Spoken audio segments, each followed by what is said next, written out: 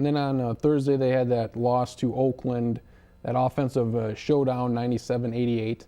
You know, the offense was there as it usually is for South Dakota State, but Oakland, you know, hard to beat them when they put up 97. The Jacks gave them all they could handle. They played well. Yeah. But I think just the point is Oakland's really, really good. Yeah. And I think it's going to take a lot to beat them in March. Yeah. I really do. Very, very good team. Clearly the favorites. Oh, yeah. And we got some video of Scott Nagy after that Thursday game against Oakland, a 88-97 South Dakota State loss.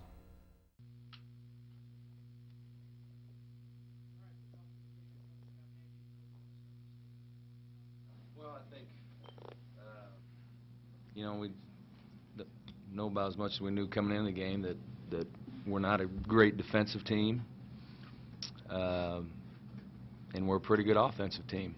And you know, the old adage is defense wins championships, and I guess in my mind that's how I feel about it. I don't think that our kids are not giving great effort. I know that, and I think they're giving us what they can give us. Now, you know, I mean, there's certainly some things that we can get better at, blocking out and things like that. But in terms of effort, very pleased with our kids. And again, I go back to these games in the past years, we'd have gotten beat 30 or 40. And our kids are just not, they're fighting. They're fighting because this game could have got out of hand, and we didn't let it get out of hand, and we stayed in it. And the amazing thing is our best defense tonight was a 2-3 zone, which we've never worked on ever, other than our team running it so that we can work against it. And it's pretty easy to run, but you know, it kind of got us back in the game in the first half, and it got us back in the game in the second half. And that frustrates me because we spend no time working on that, and it's what. But you know, the definition of insanity, right? Keep doing the same thing over and over and expect different results, and so we had to try something different, and we did, and maybe we found something for our team too. Questions for Coach? Scott, how important was it to get up to a good start against these guys? Because obviously it's tough to make a run on them because they're going to answer a lot of your baskets with their own. So to fall behind early, was that a... Well, it certainly wasn't our plan. I mean, you know, and I don't know. I mean, I don't have answers for why sometimes you have good starts and why sometimes you don't. I mean, the other team has something to do with it too. I thought that, you know, they made a pretty strong focus on Nate and got after him, and he didn't feel like he was just ready to go right away. You know, Nate's had some ankle issues and has missed some practice. And it kind of looked like it tonight. You know, I mean, it was an average night for Nate, and he still gets 16 and 7. So, you know, but that certainly wasn't the problem. The problem is getting them stopped, which we struggle with. And the thing is, everybody struggled with Oakland doing that. We're no different, but we've struggled, and it's frustrating. It's very frustrating for the players. I mean, yeah, I don't know what else to say about the start. It wasn't planned.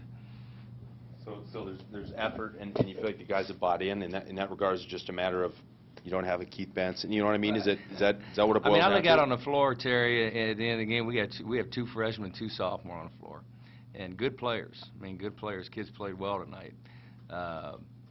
You know, we're just not, you know, to their talent level right now. Let's face it. I mean, we can say what we want, but they just have depth of talent, and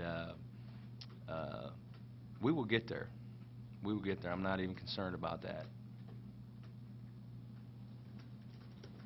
You know, we've already moved closer. So it just, you know, it's you can either do it the right way or the wrong way, and we're doing it the right way. Anything else for Coach? Early on, Coach, the first half rebounds were fairly even, and then you end up down 14. Half, that's what hurt us. I felt like in the second half was just. It was fairly even at halftime. I think we had more offensive rebounds than they did, you know, which tells you our kids are giving great effort. But the second half, you know, too many offensive rebounds in key times. You know, and you can go back and watch the film, and you can say, well, this kid didn't block out. But a lot of the problem was we didn't do a great job guarding the drive, and so when you step to help, you create open lanes for bigs just to run down. And I think that was the biggest problem. But just they're good. I mean, what are you going to say? I mean, when they can surround those two bigs with those shooters like they do, they're tough to stop. And they've proven it over and over. And I hope we can see them 3 times this year. Some of the players talking about frustrated not being able to sort of protect the home court like you would like to. Some of that just comes with some of the other stuff you already talked about. If you play well, then your crowd's going to get into it and you're going to win home games. But I mean, is it?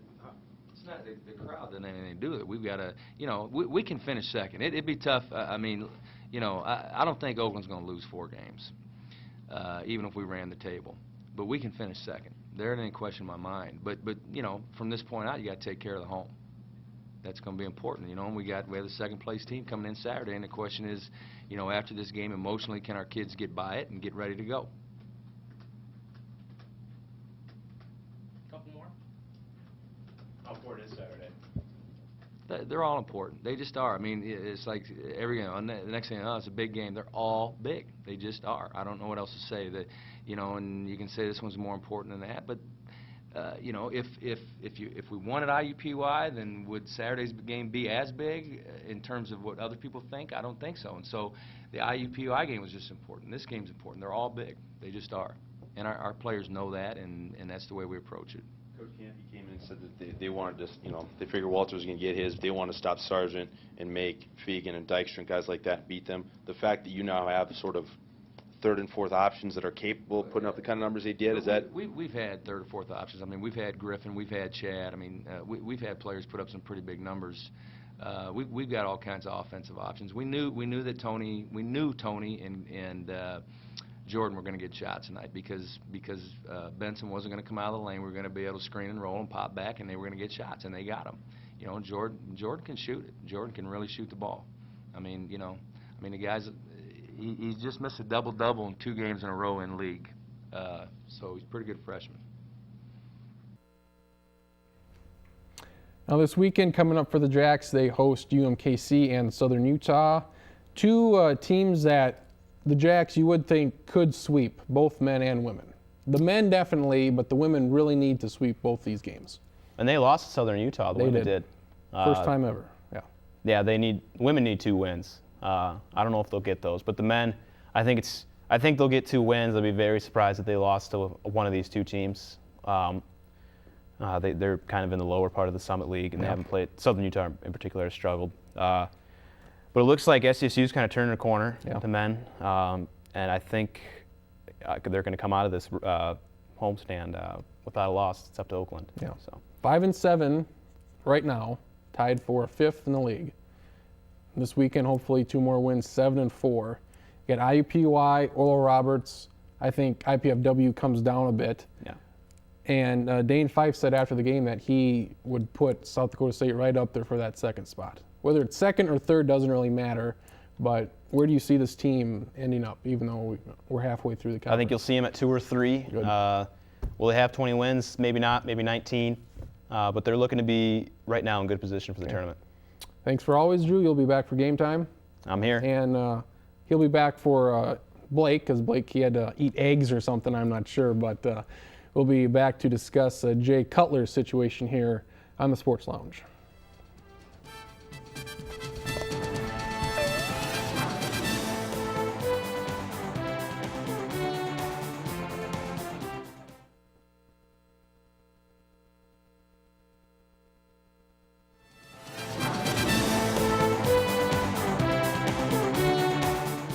All right, and welcome back to the Sports Lounge. I'm Nathan Stacken.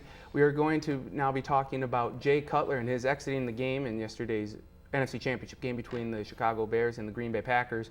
It drew a lot of controversy. A lot of NFL players tweeted, and none were in favor of Jay Cutler coming out. And I believe Deion Sanders, to paraphrase, said, "I would not come out unless they dragged me out on a stretcher." So that just gives you a little idea as to the backlash that Jay Cutler is receiving from his exiting the game in the 3rd quarter and what is now being diagnosed as an MCL sprain. Some people thought it was a tear, but it is indeed an MCL sprain. So as I turn to the group now, I just want your reaction to this Cutler leaving. And should he have left? Would you have left? I don't understand. So you can't question someone's pain threshold, but I don't know. Philip Rivers played in the AFC Championship game a couple years ago on a torn ACL, I believe. I don't want to bring up my history of injuries in the past because I was not an athlete whatsoever. But I would like to think in a game like this, and I've never had an MCL sprain. Maybe it hurts like a son of a gun. I don't know. But it would have to hurt pretty bad to say, hey, I'm done.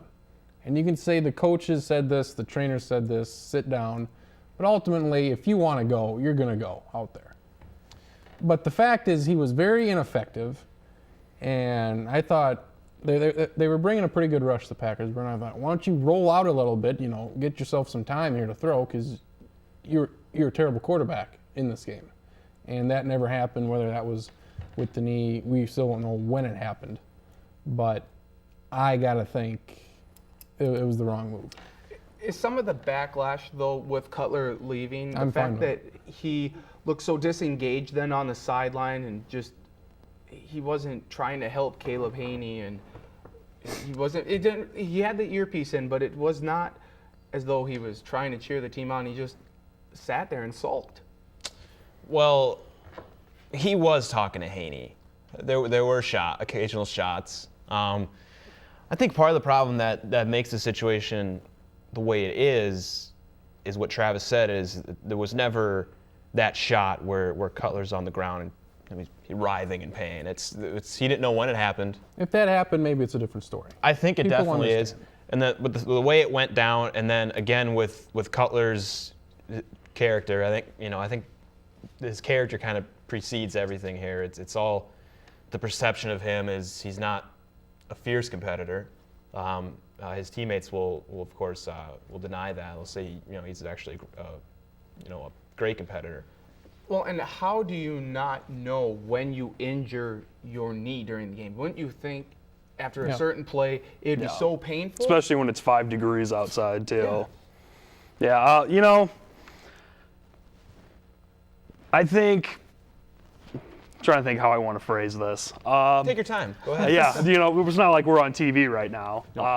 I think he's kind of got this perception. I think that he's kind of like this kind of pretty boy, and I think Chicago He's an ugly son of a gun. they want the tough, the grinder guys that are just going to go out there and do whatever it takes.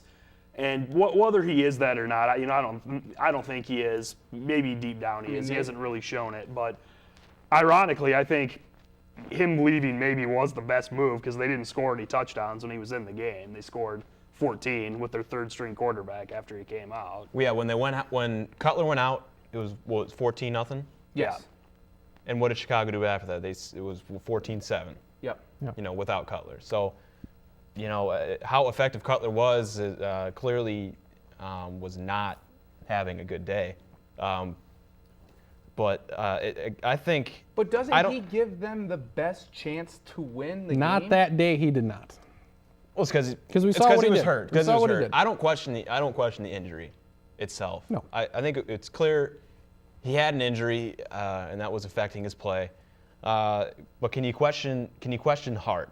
Can you question the heart in something like this? I think you can, with the way with the way he kind of behaved on the sideline. People really don't like that kind of stuff. No. I think an example of that is you can look back to previous playoffs where I think of LaDainian Tomlinson when he got injured in the playoffs a couple times, or he just wasn't playing and he was on the sideline and he just had his helmet on, he had that Darth Vader mask on. That AFC Championship game against the Patriots. Exactly, yeah, and that really didn't sit well with people, and I think that's translating here. I think it's even worse than ever because Cutler kind of has a bad reputation, and it's all just kind of snowballed from there. But now we'll just wait and see what Cutler has to say on Twitter. I'm sure he'll have something. And again, there have been conflicting reports. The Bears are saying it's an MCL sprain. Others have reported that it is a MCL tear. Well, I think So that's the tough same to tell. thing. I think It's the grade of the sprain, I think, which leads into tear. You can have grade 1, 2, or 3, 3 being the worst. I'm no doctor, though. I should preface that I'm not. So we're just going by what we hear. But I do think